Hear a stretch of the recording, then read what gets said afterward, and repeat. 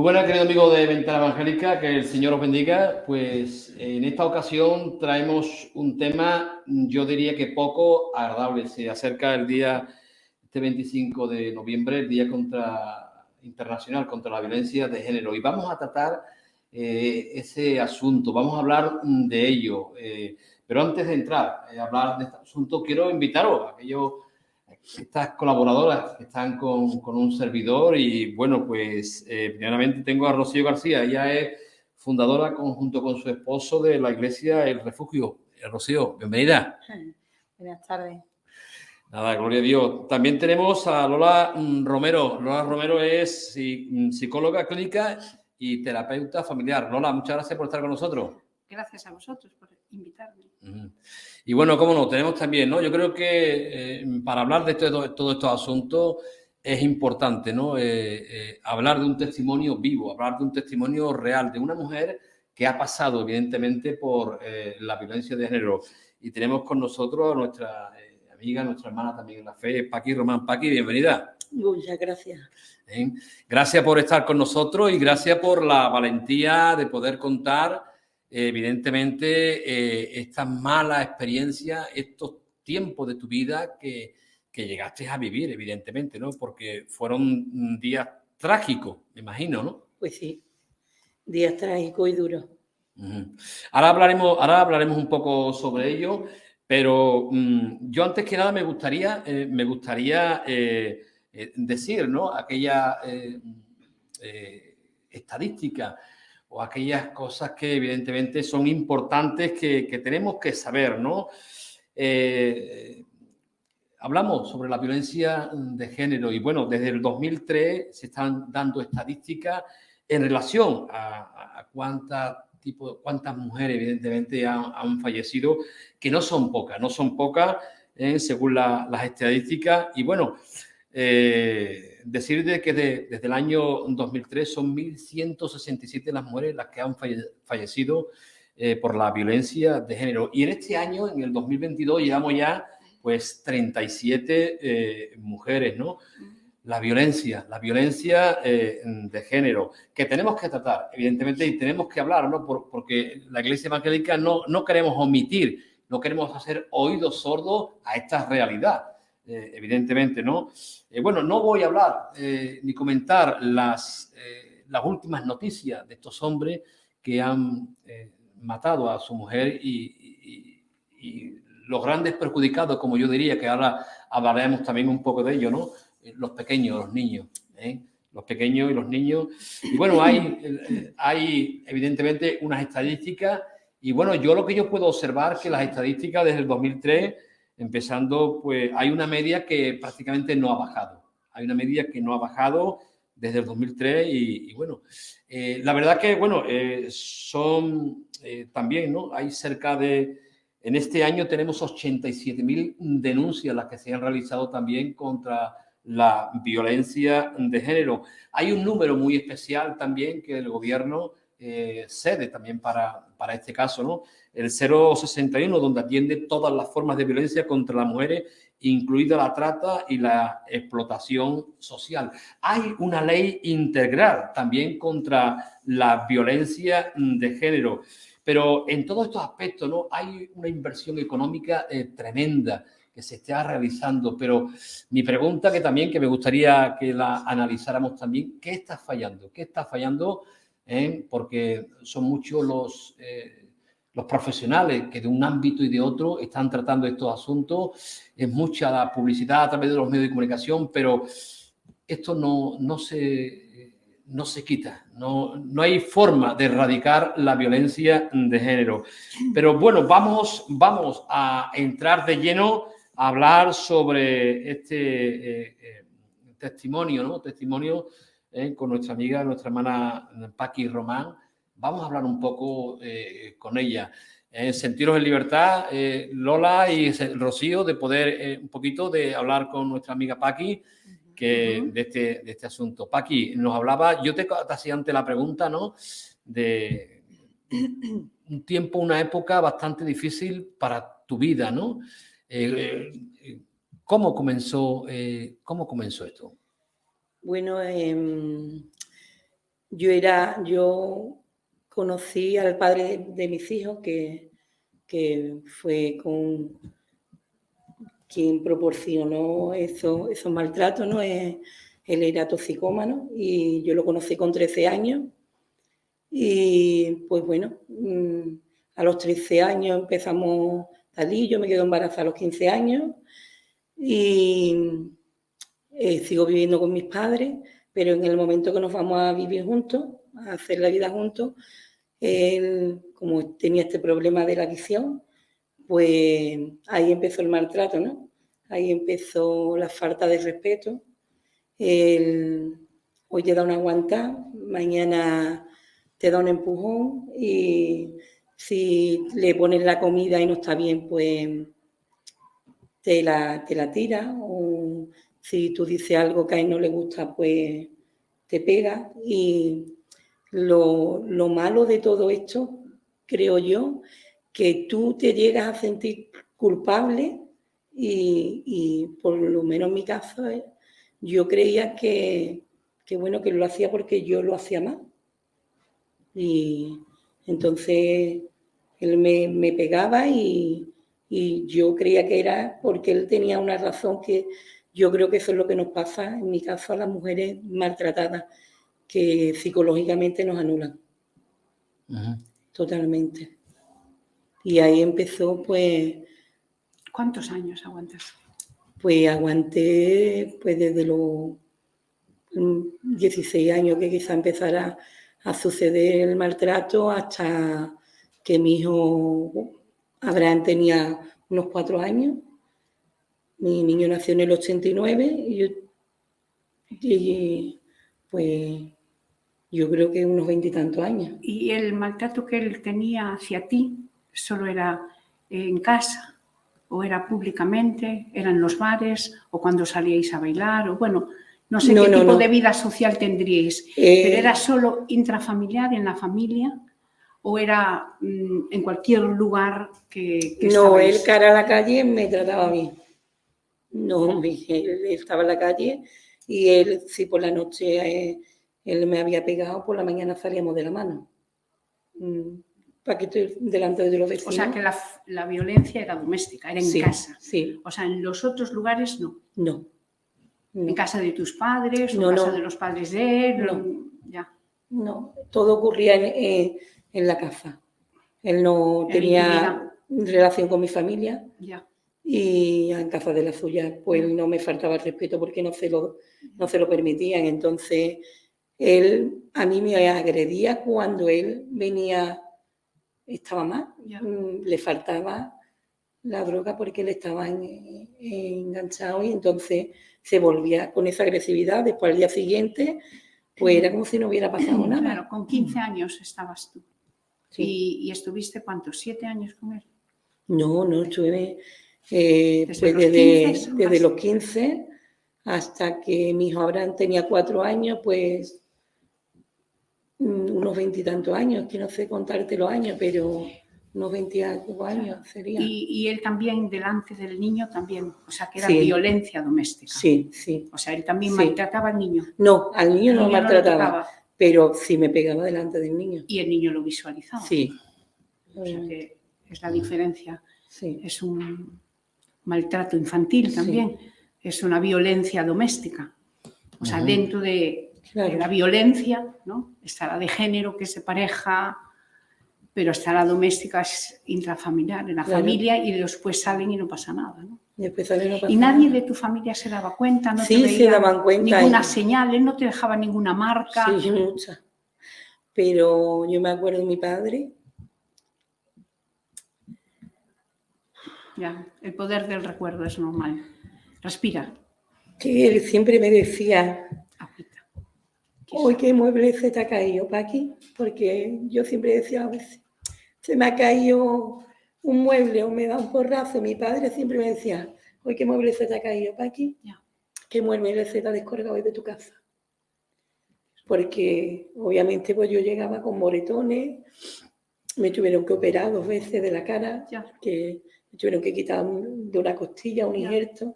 Entonces, obviamente mi familia... O sea, tu familia de origen lo sabía, pero encubría.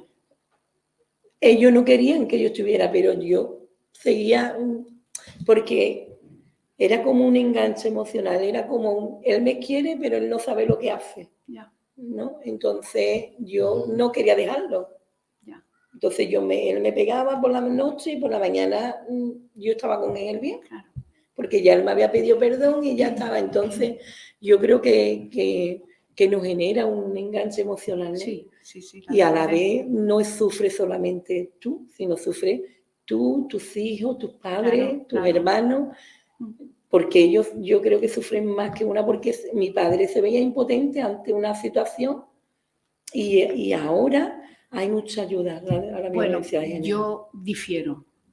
Yo como padre, o sea, yo veo que mi hija viene marcada y yo difiero.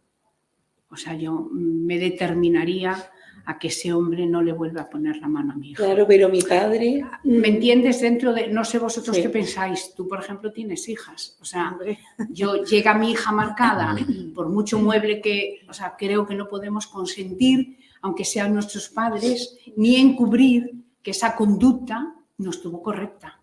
Claro, pero o sea, él, no te protegió. O sea, ahí, de alguna forma, él no es que coincidiera con él, pero, bueno, encubría. No sé. Tampoco tenías un círculo, no, tampoco tenías unas amigas, o estabas como muy sola, ¿no? O porque eras muy joven cuando lo conociste, no tenía un círculo de amigas, alguien en que apoyarte que no fueran tus padres, por ejemplo. No, mi círculo de amigas ha sido la que hoy en día y sigue siendo mi amiga, mi hermana, él lo es todo, que mi hermana Carmen de Armería, y ella era mi única amiga. Yo salía a su casa, me iba, ella me decía, lo tienes que dejar, tú no puedes seguir, cualquier día te va a matar. Pero tampoco te animaba sí, me animaba a denunciar o a decir... Pero es que entonces, es que cuando pasó la violencia de género mía, no se podía, no había... Los años 80, las herramientas, no había las herramientas, tú no ibas a denunciar a un hombre y no, porque esas ayudas no las había. Igual entonces, mi padre lo único que hacía era que me dejaba en mi casa y no quería que me fuera, pero yo me iba. La sociedad no estaba tan sensibilizada como está ahora con el tema de la violencia. Y había tantos recursos como hay ahora, casas de acogida, un número de teléfono. A ver, ahora tenemos una serie de recursos que esto no tuviera acontecido. O sea, cualquier vecino, cualquier persona que te vea ahí con una... Pues seguramente que se implicaría. Entiendo que eran tiempos más difíciles. Pero bueno, es verdad que la familia de origen, como era tu padre, él era conocedor del tema. Claro, él era y de alguna forma tenía que haber ido a junta de él o decirle algo, no sé, porque es verdad que tú, como mujer maltratada, pues pasabas ese ciclo, ¿no? O sea, te pedía perdón y volvías con él. No eras capaz de decir y determinar de esto se acaba, no vuelvo contigo. O sea, porque cognitivamente es verdad que no funciona el cerebro de la misma forma porque emocionalmente nos superan. Estamos ante una situación que nos desborda. El maltrato desborda a cualquier mujer. O sea, es algo muy fuerte. Una pregunta yo tendría para aquí. Aunque él te maltrataba, él un poco quería apaciguar ese daño que te hacía, un poco queriendo comprarte, dándote algún regalo, haciéndote algún favor. No, él después del maltrato, él pues me trataba, pues intentaba de ganarme pues con cariño, con palabras, ya no lo voy a hacer más, yo me he vuelto a equivocar, pues perdóname porque yo no estaba bien. Pues. Y entonces él hacía que yo pues creía en que eso iba a suceder. ¿Tú le creías? Yo le creía, claro. Yo le creía y yo decía, pues esto va a cambiar. Claro. Esto no va a volver a pasar, esto va a cambiar. Sí, es el ciclo, es tal cual.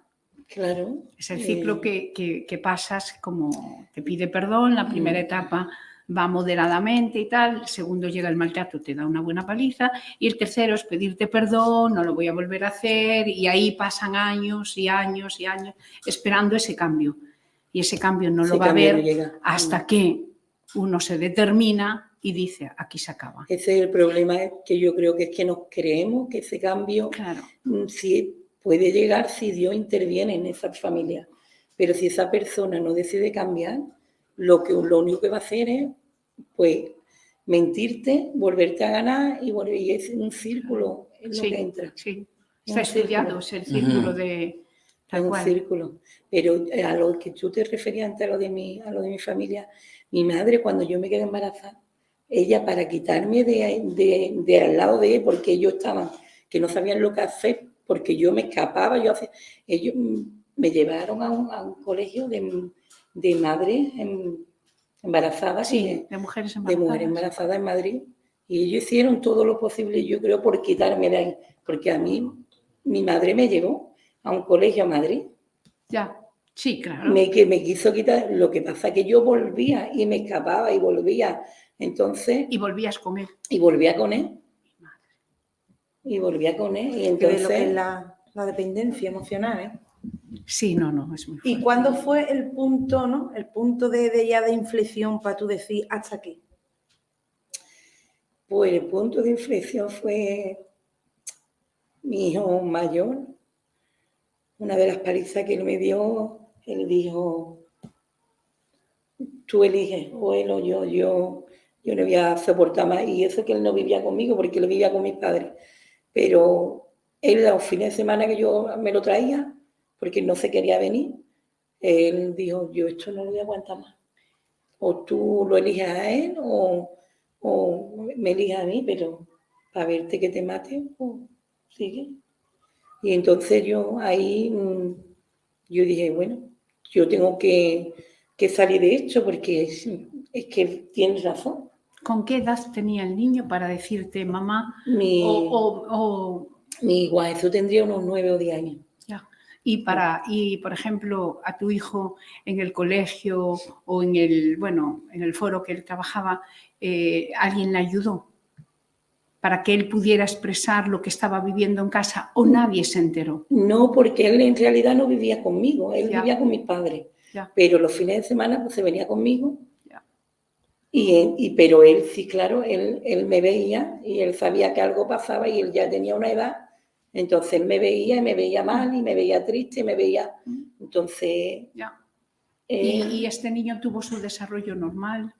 O sea, el colegio le iba bien, tenía amigos, era sociable, o era un niño callado, tímido, introvertido. Bueno, mi Jesús es un niño introvertido, callado, pero la verdad que gracias a Dios, para no pasar por lo que pasó, porque criarse con sus abuelos, quizás él hubiera querido estar más tiempo conmigo y por la situación familiar una lo quiere alejar un poco más para que no sufra.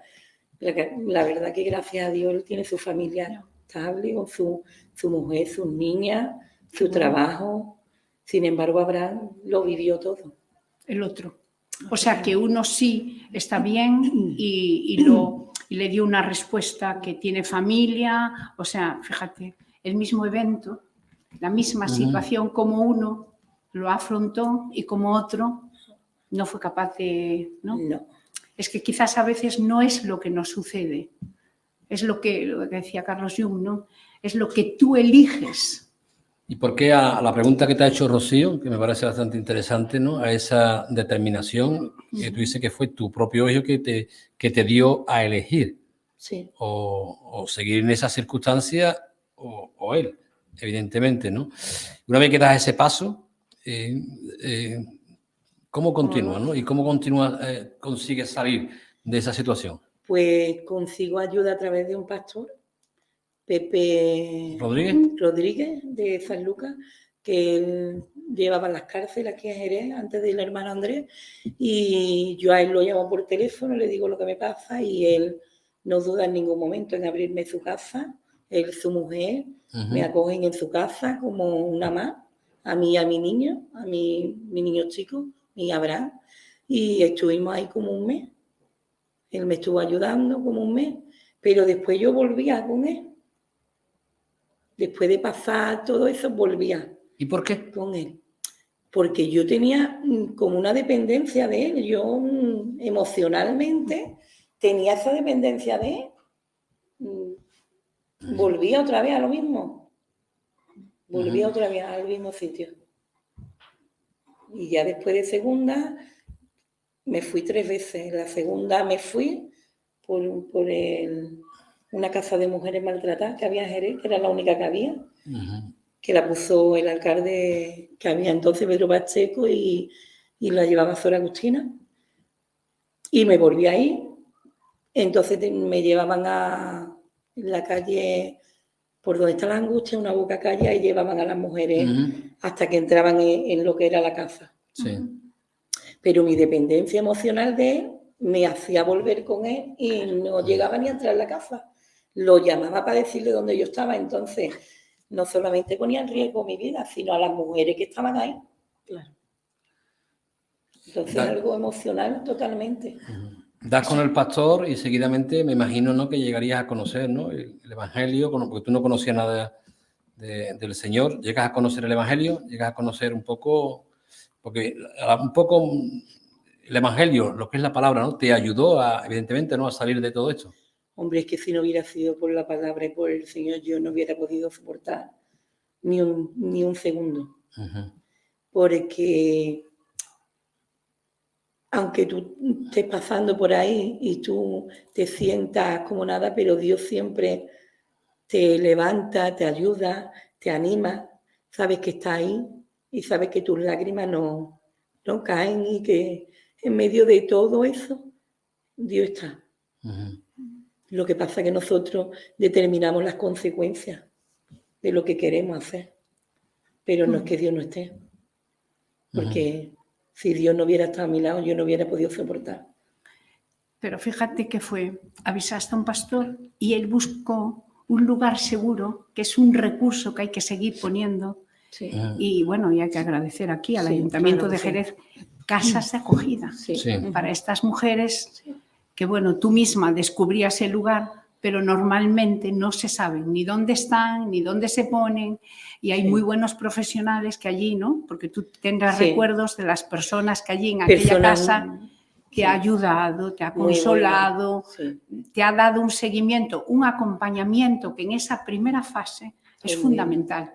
O sea, porque el ser humano somos tripartito. Entonces, aunque sí tenemos nuestra área trascendental, nuestra área espiritual, que el pastor, por supuestísimo, es lo más importante, pero toda el área psicológica, emocional, social, toda la demás área, si no hubiera sido por esta casa de acogida, ¿dónde estaría hoy esta mujer?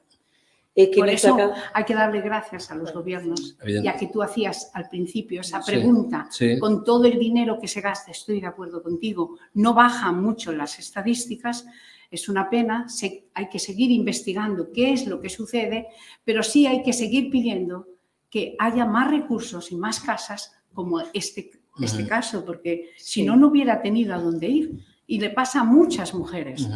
Sí, pero que no se dan cuenta, y a veces las propias casas están a tope, están saturadas y es que no dan abasto. Entonces, eso es que hace falta poner más recursos, ¿no? A mí esa casa yo creo que aquí hay que, no sé, darle un aplauso al ayuntamiento que tanto es que yo colabora. también creo que una de las cosas también de la dependencia, tanto emocional como también el cómo se sienten ellas en decir, ahora qué voy a hacer, dónde voy a ir, quién va a cubrir mi necesidad física también, ¿no? No tanto y económica. Aparte, ¿no? Si tienen algún niño, no tienen toda la información porque tampoco se atreven a llamar o lo tienen de oída, no la tienen completa. Y es del boca a boca simplemente, y como tú has comentado, las casas están a tope, no tienen tantos recursos como deberían o no están bien filtrados los recursos, ¿no? Y en esto es muy importante, el tema de las casas de acogida, ¿no? Porque es que eso es lo primero, ¿no? El que se sientan seguras, el que se sientan escuchadas, lo primero, el salir y tener una vía de escape, ¿no? Y ya estoy a salvo, ¿no? Ya estoy ahora mismo y ahora puedo pensar, puedo, ¿no? Ser atendida y ahora ya después voy a ver qué hago, ese segundo paso, pero ese primero vía de escape, eso es muy importante para el tema de la dependencia, como estábamos hablando. No, totalmente. Las casas de acogida dan un lugar seguro y esa seguridad que les da a estas mujeres que en este momento traumático, porque es un momento traumático, o sea, podemos ver que cuando, y agradecerte, ¿no? Que estás recordando y ahora mismo es normal que te vengan emociones, porque aunque sí se ve que tu herida ya está bien cicatrizada, pero todavía recordar el pasado, pues, a ver, es doloroso y eso que se ve que tú estás muy conectada en el presente y bueno, y tienes una perspectiva de esperanza cara al futuro, ¿no? Porque eso es la línea que tú llevas. ¿Qué sucede? Que claro, en ese lugar seguro, como era la casa de acogida, tú ya podías pensar y reflexionar mejor. Porque no estás con la emoción, ¿a dónde me voy? ¿Qué va a pasar con mi hijo? ¿Quién me va a ayudar ahora? Económicamente, ¿cómo? O sea, lo que decía Rocío es muy importante. Es que está muy bien preparada, ¿eh? Para ella, además para hacer la carrera. El equipo terapéutico también. De psicóloga, de unas personas que te ayudan, una persona que nada más que tú llegas, te dan ropa, te dan una habitación para ti, para tu hijo, para que tú puedas tener. El alcalde de Jerez nos daba trabajo a las que estábamos allí y nos sacaban, en este caso, la policía vestido de hecho, yo tuve el privilegio que me dieron 7 meses de trabajo y a mí me llevaban a trabajar en un colegio de portera de noche, porque claro, teníamos que estar... Pero ellos nos protegían y Sor Agustina nos protegía a todas y ella te transmitían el cariño y si tú una noche no podías dormir o si tú, ellas estaban pendientes y eso es una fase muy importante en esa parte que tú estás perdida por completo. Es que el ser humano, al ser una persona social, igual que hay una mano que te hace daño, necesitamos otra mano que nos sana. Y eso es lo bueno que ha tenido Paqui, ha tenido la restauración por una parte de este hombre, de ese pastor que le ha ayudado y que le ha puesto en un lugar seguro, como es el caso de una casa de acogida, que se encuentra con profesionales, o sea, y un equipo, como dices tú, que yo creo que ha sido la combinación y la clave de que esta mujer a día de hoy... Un equipo muy bueno. Puedas estar hoy contándonos que has salido de un maltrato y estás... porque ahora podríamos hablar de tu presente, de que estás en un equilibrio porque tú estás trabajando, has hecho un ajuste en tu vida, ¿no? A día de hoy, has vuelto a casarte, bueno, esas cosas que cuestan tanto volver a. Aunque haga un paréntesis, Paqui, hoy en día con tu nuevo esposo feliz. ¿Entiendes? Gloria, hombre, claro, como sacar... todos los matrimonios, pero sí. Gracias a Dios. Te quería sacar esa sonrisa de tus labios, mujer. Porque sé que estás feliz con... Sí, hombre, yo me fui a Lanzarote por razón del maltrato y allí pues estaba el canario esperándome. Gloria a Dios. Pero otra vez para mi tierra. Gloria a Dios. Quería comentar un poco lo que hemos estado hablando, ¿no? Que evidentemente soy consciente, ¿no? De que los gobiernos, que las autoridades, nuestro ayuntamiento, ¿no? Son muchas las inversiones que están haciendo, ¿no? A todos los niveles, ¿no? Pero un poco la idea, ¿no? Que no baja todavía. ¿Qué está ocurriendo? Mi pregunta era esa, ¿no? ¿Qué está ocurriendo? ¿Qué está fallando en el ser humano, en la familia, en el hombre? Que esa era un poco la reflexión, que aún toda la inversión que hay no baja, no, prácticamente la media prácticamente puede ser la misma, ¿no? Esa es una reflexión, ¿no? Que había que meditar, había que, bueno, para eso están los entendidos, ¿no? Y volviendo, tengo 2 preguntas, ¿no? Ante un caso de violencia, ¿no? Yo tengo 2 preguntas, ¿no? Un pastor, una congregación, una iglesia que se entere de un caso real, e inclusive la propia iglesia, ¿no? ¿Qué tiene que hacer un pastor? ¿Qué tiene que hacer una congregación ante este caso? ¿No? Yo tengo esa pregunta, Lola, para ti y me gustaría también hacerte, Rocío, otra pregunta, ¿no? ¿Qué aporta la iglesia, ¿no? La iglesia, ¿no? A las mujeres hoy en día, ¿no? Podemos comenzar, ¿no? Sí. A ver, yo creo que la iglesia como lugar de seguridad, que es como es un lugar de donde los enfermos vienen a pedir cura, ¿no? Vienen a pedir apoyo, vienen a pedir escucha, que tú les escuches, que tú, bueno, pues de alguna manera pues les puedas informar y les puedas ayudar en su proceso, los que piden ayuda, ¿no? Y los que vienen simplemente pues por su fe. Pero yo creo que nuestra postura como Iglesia tiene que ser como muy clara. O sea, en la Iglesia educamos para que no violencia. O sea, yo creo que es un derecho del ser humano que nos traten con dignidad y que nosotros también tratemos con dignidad. Yo creo que esto lo vamos a conseguir a través de la educación. Creo que es fundamental educar desde pequeñitos, ya desde el vientre de nuestro educar, que todos somos iguales, la igualdad es un derecho, no porque seamos más gordos, menos hombres, mujeres, de diferente raza, diferente país. O sea, tenemos que tratar un trato igualitario.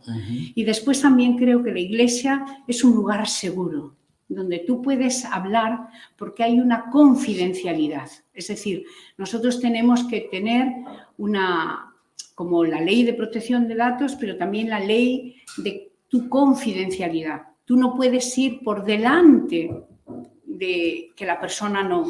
Pero si tú ves en peligro a alguien, creo que la Iglesia tiene que ser determinante y tomar y actuar como se tiene que actuar. Ya, ir a los lugares pertinentes que hay que ir.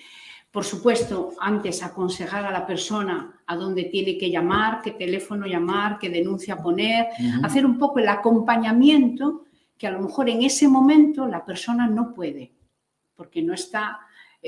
bueno, porque su mente en ese momento pues está emocionalmente nublada, pero tú que estás escuchando, tú no puedes estar nublado.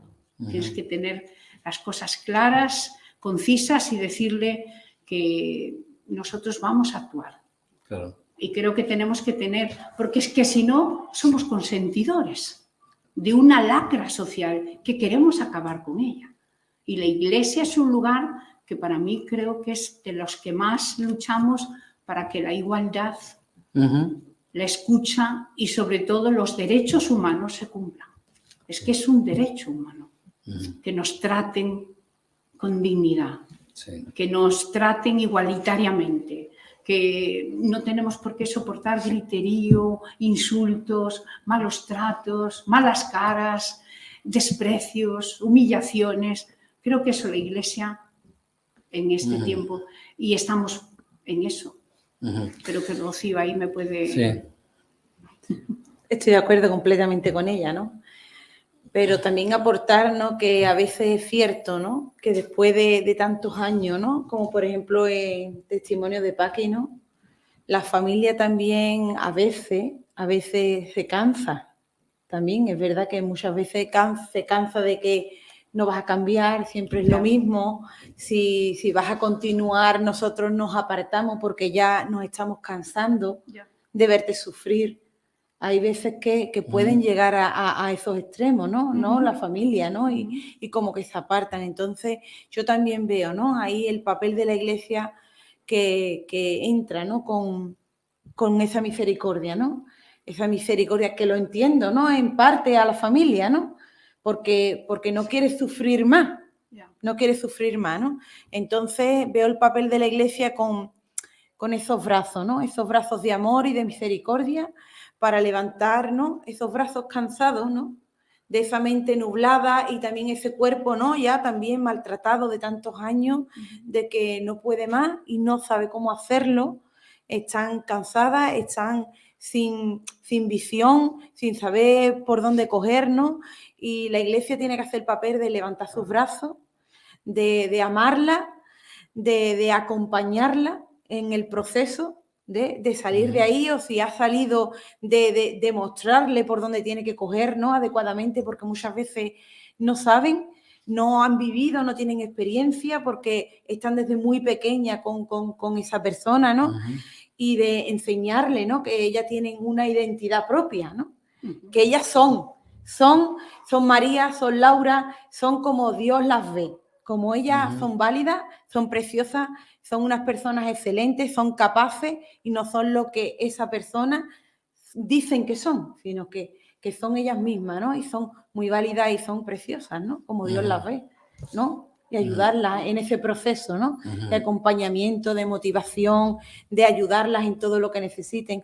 Esos brazos, ¿no? Como te he dicho, de amor, ¿no? Qué bien, gloria a Dios. La verdad que, bueno, Paqui digo, Rocío, se dice rápido, pero no es fácil esta tarea, evidentemente. Por supuesto, y además es una tarea ardua, Exacto. de tiempo, Sí. es un proceso.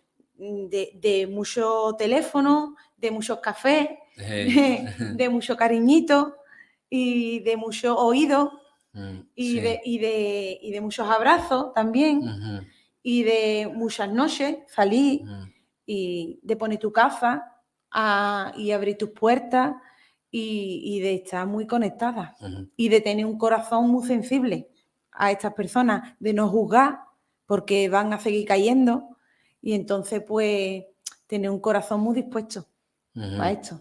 Amén, amén. La verdad es que sí, ¿no? Y bueno, yo sé que tú estás al frente también, ¿no? De ahí de la congregación juntamente con tu esposo y bueno, siempre te hay que estar motivando, alentando. Totalmente. Y sobre todo algo importante, ¿no? Que yo creo que tú has comentado, ¿no? Haciéndole ver a las personas, ¿no? Bueno, en general, yo creo que lo hemos dicho todo, ¿no? La dignidad de la persona. Totalmente. De la mujer, ¿no? Porque una de las cosas que hemos visto, ¿no? Es cómo se desvaloriza, ¿no? Cómo se baja la autoestima de la mujer, ¿no? Lo que sí podemos ver, Lola, corrígeme, ¿no? De que todo esto, ¿no? Y lo podemos ver, ¿no? Cuando vino al recuerdo, hay secuelas todavía, ¿no? Hay secuelas en todos estos aspectos. Bueno, ella podría decirlo mejor que yo, porque ella lo vivió, ¿verdad? Sí. Yo puedo decir la parte teórica, ¿vale? Sí. Y como profesional, pues un poco lo que he visto cuando hago acompañamientos de este tipo.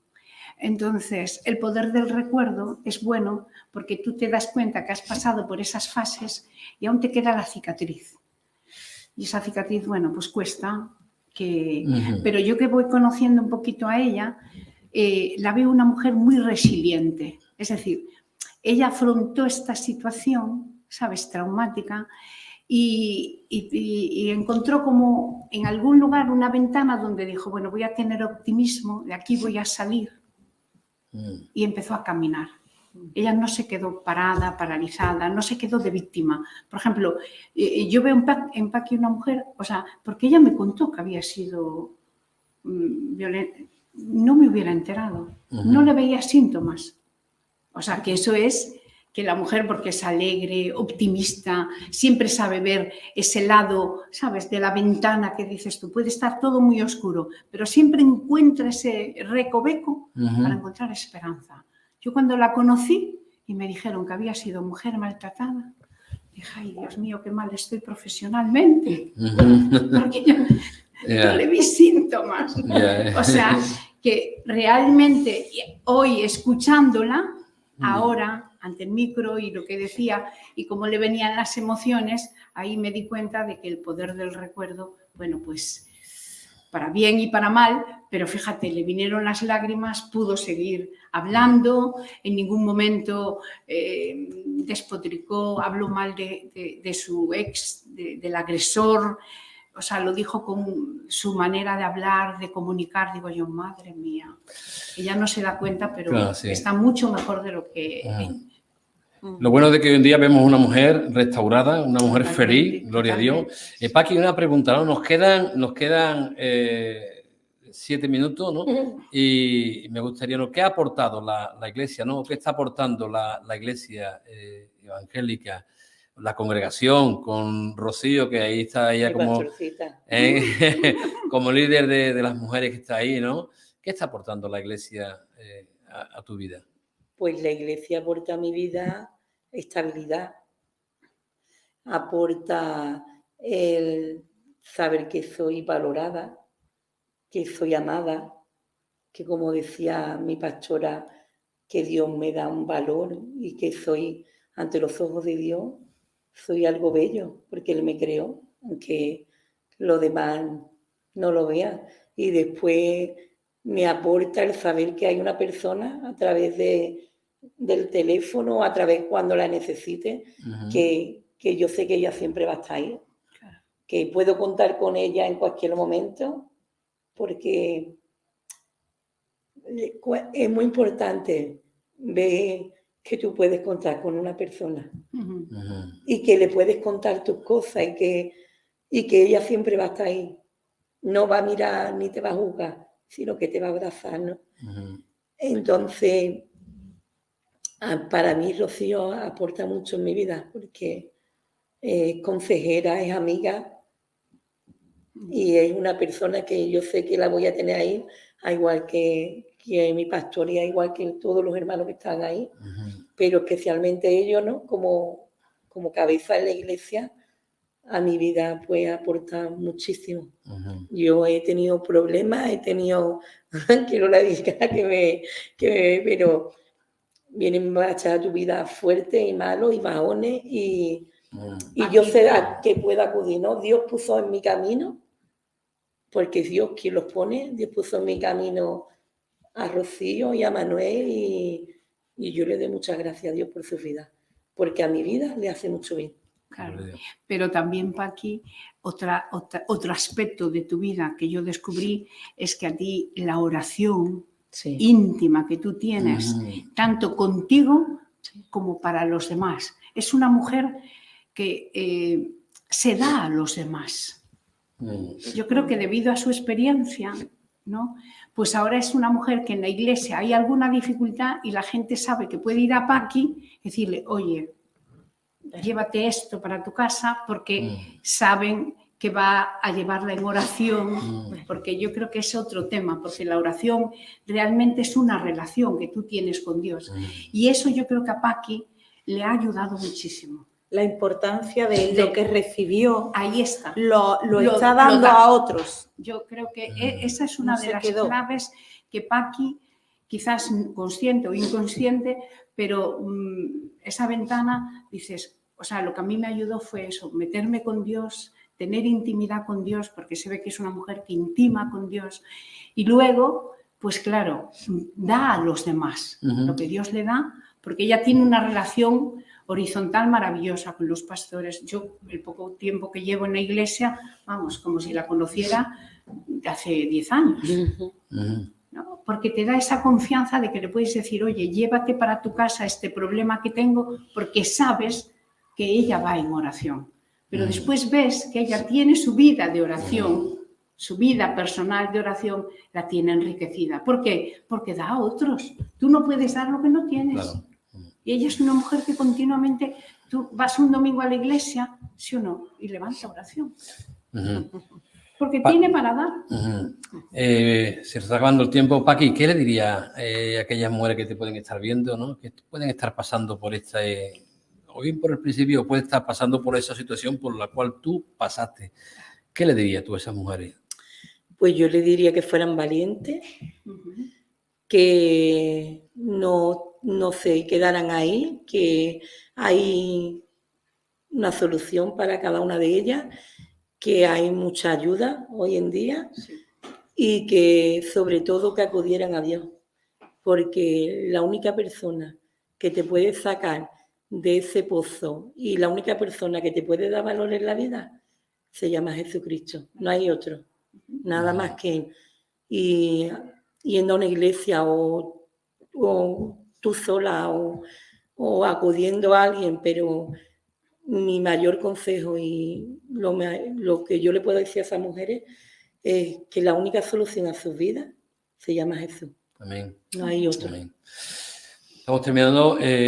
Hablábamos de la oración, ¿no? Pero sé que Rocío lleva un ministerio de alabanza precioso.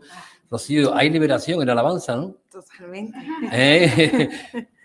¿Qué ocurre en esas mujeres cuando alaban al Señor, ¿no? Yo creo que... Hombre, ¿qué me puedes decir? A través de la música, el alma se libera. Tu alma, tu espíritu, tus cargas, porque ahí van todas las emociones, todos los sentimientos, tanto alegres como tus penas, ¿no? Sobre todo en nuestra tierra, como es el flamenco está lleno de emoción, de sentimiento, ¿no? Y con la alabanza, pues tú te quebrantas, tanto para una fiesta alegre, Claro. porque te llena, las familias se alegran, como tanto en una pena, ¿no? Tu corazón se derrama y te liberas totalmente, vamos. Entonces, pues, a través de la alabanza, pues, te conectas con la gente, pero sobre todo te conectas con el cielo, ¿no? Sabemos de que tú estás ahí al frente, Rocío, y bueno, motivando, alentando a muchísimas mujeres. Y te pregunto, ¿de dónde sacas la fuerza? La única, lo único de él. Del Señor. Él es el único que me motiva. Gloria a Dios. Y el que me da la fuerza cada día para levantarme y para luchar. Amén. Para luchar. Qué bien. Lola, hablando de esta última pregunta, ¿no? ¿La Biblia da pautas para el matrimonio, para el buen quehacer, la buena dirección? Yo creo que la palabra de Dios, o sea, la Biblia da consejos cómo llevarse para las relaciones, cómo llevar la familia, cómo tratarse, cómo perdonar. O sea, yo creo que la palabra de Dios, o sea, la Biblia, es el libro que tiene soluciones únicas. Amén. Amén. Amén. Únicas. No estoy diciendo que sea sencillo, que sea fácil, pero sí que estoy diciendo que si tú te acercas a la Biblia, o sea, vas a tener solución para el problema. Cuando tengas que tomar una decisión, cuando tú tengas, o sea, es que es un libro lleno de sabiduría. Amén. Lleno Amén. de sabiduría. Amén. Entonces, yo creo que la palabra de Dios también tiene soluciones para estos, Amén. para Amén. estos temas. Pues nada, daros las gracias a las tres y no sé si tenéis unas últimas palabras que queráis decir, brevemente. Paqui, Rocío, hola. Y gracias. Bueno, yo a las mujeres que pasen por una situación como la de maltrato que ha vivido ella, sí las animaría y a que sean valientes y que tienen que dejar esa situación. A veces no es fácil, hay que levantarse, decidir, arrojar con esa dependencia emocional, no digo que sea, pero que busquen apoyo, que llamen por teléfono. Hoy hay cantidad de recursos y aunque no se atrevan en momentos críticos, pero que no aguanten lo que a veces aguantan. Porque después no es que haya daños irreparables, pero hombre, es un proceso que después cuesta, como decía Paqui, pues es más cuesta arriba. Si hubiera maltratos más pequeños, pues no tendríamos secuelas tan graves, ¿no? y tan grandes. Entonces yo animaría a las mujeres con todos los recursos que a día de hoy tenemos a la mano, teléfonos, amigos, casas de acogida, que se levanten y salgan de esa situación de maltrato por su dignidad, porque ellas, por ser mujer, no debemos de permitir esos maltratos y sobre todo también educar a las generaciones que vienen detrás de que no debemos permitir más maltrato, porque las últimas estadísticas son mujeres maltratadas menores de 30 años. Y eso también es tremendo. Pues muy bien. Rocío. Pues nada, yo decirte que el que más te ama es Dios, que Dios te ama y que como Él te ve, no te ve nadie. Amén. Y tú eres lo que Él dice que tú eres, no lo que una persona con sus complejos, con su humanidad, dice que tú eres. Así que ánimo, adelante, que vales mucho. Pues nada, gracias a las tres, gracias al Señor, evidentemente, porque vemos en Paqui una mujer cambiada, una mujer transformada, una mujer que hoy es feliz con su esposo. ¿Cómo ha dicho? Con mi Nachito. Con su Nachito. Damos un saludo a Nacho. Un saludo, cariño. Que el Señor te bendiga. Pues nada. Un regalo de Dios, la verdad. Un regalo a mi vida de Dios. Amén, amén. Fue un regalo que Dios puso puso también. Qué bueno. Gloria a Dios. Pues nada, a las tres gracias de verdad por este tiempo. Yo creo que ha sido muy constructivo y ver este testimonio vivo de Paqui, ¿no? Gracias una vez más. Bueno, pues querido amigo, espero que este programa haya sido de bendición para vuestras vidas y bueno, hay esperanza en Cristo Jesús. En Paqui hemos visto una mujer en la cual el Señor encauzó y una mujer que hoy en día es una mujer de oración, una mujer que está en su congregación, una mujer que está motivando, alentando a otras mujeres porque ella pasó por ese proceso. Sin más, que Dios te bendiga y espero que este programa haya sido de bendición para tu vida. Un abrazo para todos.